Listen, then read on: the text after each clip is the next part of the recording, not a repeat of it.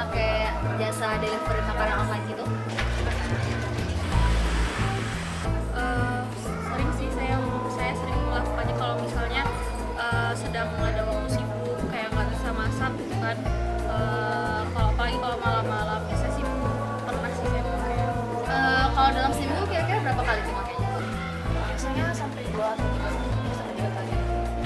Jarang ya mungkin seminggu aku bisa pakai cuma berapa kali itu.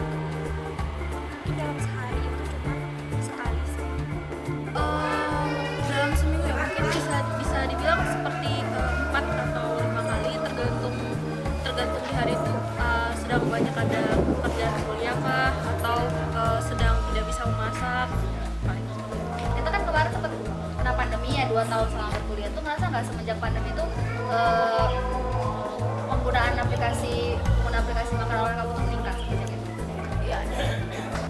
Mungkin bisa dibilang iya ya, soalnya saya tuh dulu lebih kayak kadang masak sendiri, terus sekarang karena ya udah mulai banyak pekerjaan, ditambah lagi mungkin udah kebiasaan di rumah aja, terus kayak pingin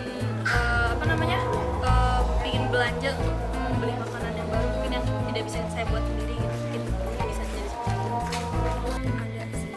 Nah, kalau Syifa sendiri nih nyadar nggak sih karena seringnya penggunaan aplikasi makanan online tuh apalagi sampai 4-5 kali dalam seminggu tuh merasa nggak ada peningkatan dalam sampah sekali pakai itu? Ya ada sih. Terutama kadang kalau beli itu orangnya kan suka bau gitu kalau jadi kebau ya kan sih. Pencemaran lingkungan juga ya, apalagi khususnya di sini nih di BP itu rawan banjir. Kalau saya sendiri bisa nyampe 2 atau 3 kali per minggu itu buang sampah, apalagi kalau misalnya banyak kan kalau kita pesan makanan pakai styrofoam ya, styrofoam itu kan banyak dan itu menuhin tempat sampah, paling mungkin karena itulah saya sering buang sampah juga. Kalau Syifa sendiri sekarang udah melakukan pemilihan sampah belum? Enggak seberapa sih, nggak sering. Belum sih. Untuk sekarang ini mungkin udah berjalan sekitar 2 bulan ya, mungkin ya udah misahin mana yang organik sama mana yang anorganik.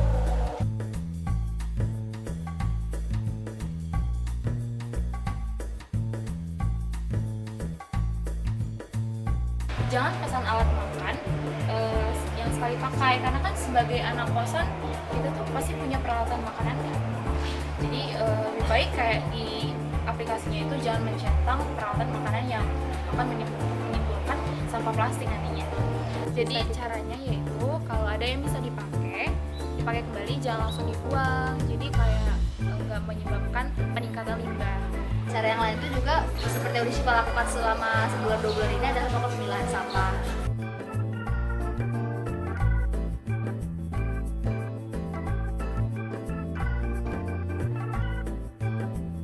Jadi di sini kami mau mengajak kamu untuk memilah sampah organik dan anorganik.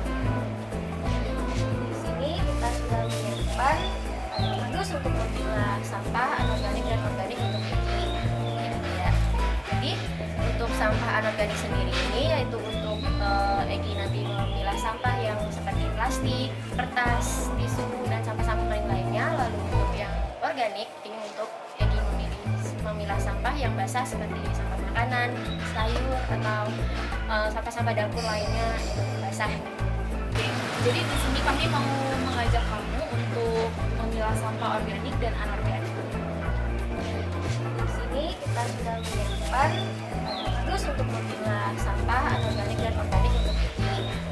Ya. Jadi untuk sampah anorganik sendiri ini yaitu untuk Egi nanti memilah sampah yang seperti plastik, kertas, tisu, dan sampah-sampah lainnya. Lalu untuk yang organik ini untuk Egi memilah sampah yang basah seperti sampah makanan, sayur, atau sampah-sampah dapur lainnya basah. Nah, nanti setelah kurang lebih seminggu nanti kami bakal jemput sampah kamu yang ada di kosan dan nanti kami bakal kasih ke tukang sampah. Jadi kami akan memberikan sebuah poster infografis agar lebih Syifa biar tahu banget nih tentang ya kayak dari dampak limbah sampah itu sudah berapa banyak sih di Indonesia gitu kan, karena salah satunya dari akibat penggunaan dari adenovirus ojek online ini kan. Nah, mungkin dari poster ini bisa memacu untuk semakin ya lebih aware melakukan pemilihan sampah.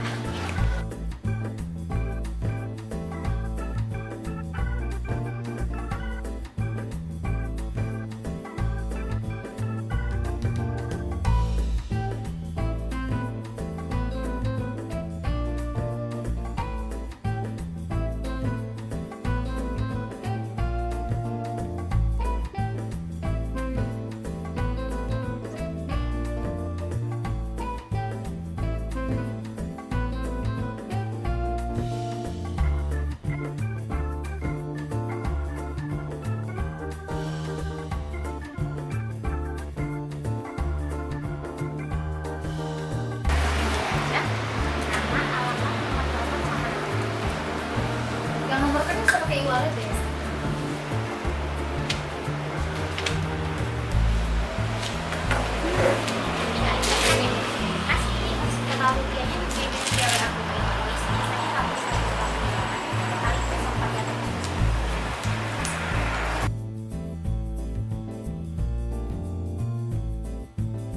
Satisfaksi yang saya dapatkan selama melakukan proyek sosial adalah saya baru menyadari seberapa banyak sampah yang bisa para mahasiswa hasilkan dalam waktu yang singkat. Kami melakukan proyek sosial dalam waktu sekitar 1 minggu, dan bahkan hanya dalam 1 minggu pun sampah yang dihasilkan oleh satu orang mahasiswa itu tergolong banyak. Insight yang saya dapatkan dari setelah melakukan proyek sosial ini adalah saya akhirnya mengetahui bagaimana cara dan pengalaman untuk menyumbangkan sampah yang kita hasilkan ke bank sampah. Ini merupakan pengalaman pertama bagi saya. Saya harap semoga proyek sosial kecil yang kami lakukan dapat memberikan insight dan manfaat yang berguna bagi teman-teman mahasiswa. Dari proyek sosial ini, pelajaran yang saya dapatkan adalah jika kita ingin memberikan dampak perubahan yang besar bagi lingkungan, maka kita harus memulai dari perubahan yang dengan skala yang lebih kecil, yaitu dari diri kita sendiri. Apabila kita sendiri tidak bisa mengubah kebiasaan buruk kita dari hal-hal yang kecil, bagaimana bisa kita memberikan dampak yang lebih besar bagi lingkungan dan orang-orang sekitar?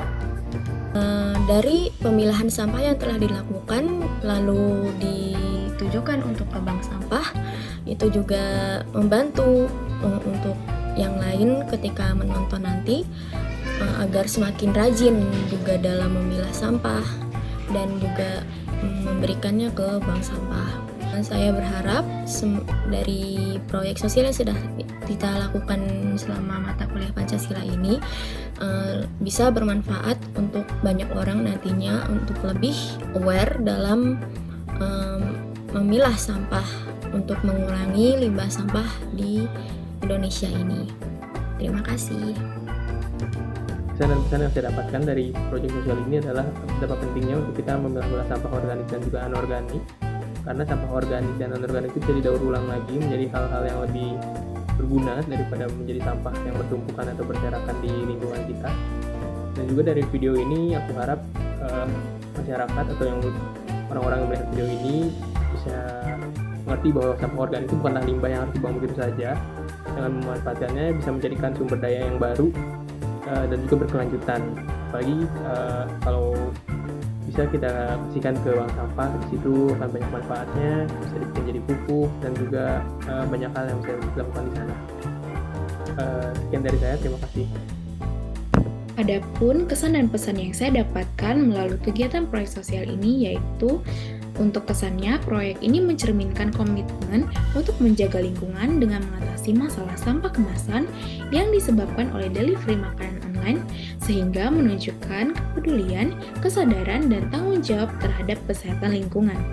Untuk pesan, melalui pemilahan sampah kemasan, proyek ini bertujuan untuk mengurangi dampak negatif sampah terhadap lingkungan, mendorong kesadaran akan keberlanjutan, mempromosikan kerjasama antara berbagai pihak terkait, mendorong inovasi dalam industri makanan, menciptakan manfaat ekonomi jangka panjang, dan memberikan contoh positif kepada masyarakat tentang pentingnya tindakan berkelanjutan. berkelanjutan. Dengan demikian, proyek ini memiliki tujuan yang jelas dalam menciptakan lingkungan yang lebih bersih dan sehat, mengedukasi masyarakat, dan mendorong perubahan perilaku serta kebijakan yang lebih berkelanjutan dalam mengelola sampah kemasan.